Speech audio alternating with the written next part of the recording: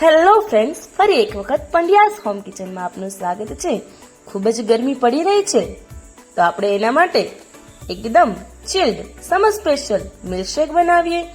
તો સૌથી પહેલા મેંગો મિલ્કશેક માટે મેં અહીંયા એક મેંગોને નાના નાના પીસ કરીને લઈ લીધા છે। હવે તેમાં એક મોટી ચમચી હું ખાંડ એડ કરી દઈશ અને 3 ચમચી હું આના ક્રીમ એડ કરી દઈશ।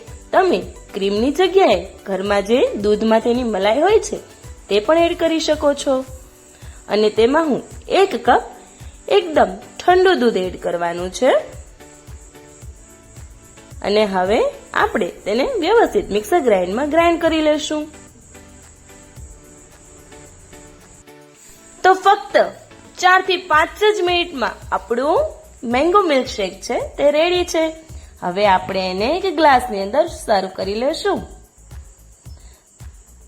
અને ગાર્નિશિંગ માટે મેં અહીંયા એકદમ નાના નાના પીસ કરીને મેંગોના લઈ લીધા છે અને તે માથે હું ટોપિંગ કરી દઈશ।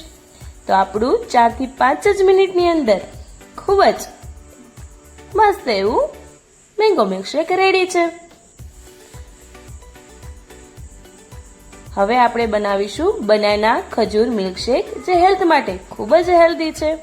તો એના માટે હું અહીંયા લઈશ 1 બનાનાના પીસ અને એમાં થોડો એવો હું ખજૂર એડ કરું છું। જો તમને વધારે ખજૂર પસંદ હોય તો બનાનાની જગ્યાએ તમે ખજૂરને થોડું વધારે એડ કરી દેજો। અને અહીંયા મેં 5 પીસ કાજુ, બદામ અને પિસ્તા એડ કર્યા છે। અડધી ચમચી ઇલાયચી પાવડર એડ કરી દઈશ અને 1 કપ એકદમ ઠંડુ દૂધ એડ કરવાનું છે। હવે મિક્સર ગ્રાઇન્ડમાં આપણે એક વખત ગ્રાઇન્ડ કરી લેશું અને ત્યારબાદ આપણે આપણી મીઠાશ પ્રમાણે ખાંડ એડ કરવાની છે। મેં અહીં ખાંડ અડધી ચમચી જ એડ કરી છે કારણ કે બનાના અને ખજૂર બંને એકદમ સ્વીટ ઉપર હોય છે।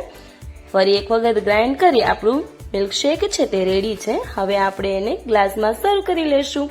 તો ગ્લાસમાં સૌથી પહેલા મેં થોડા એવા કાજુ, બદામ અને પિસ્તાના પીસ કરીને એડ કરી દીધા હતા।